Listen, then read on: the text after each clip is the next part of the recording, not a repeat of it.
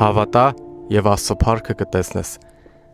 Այսպիսի գեղեցիկ կախազարդ ստացա իմ ընկերոջ կողմից եւ հետևում գրված հավատքն առանց գործերի մեռած է։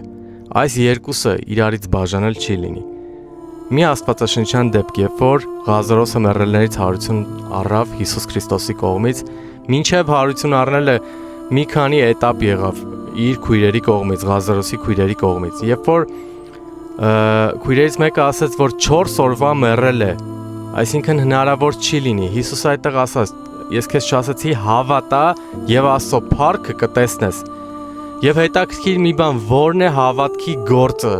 որ նաեւ ասում է Հակոբոս առաքյալը, որն է հավատքի գործը, որ նրանք թույլատրեցին, որպեսզի Հիսուսը օրհնի։ Հավատքի գործը այս էր, որ Հիսուսը ասաց. հեռացրեք քարը գերեզմանի վրայից։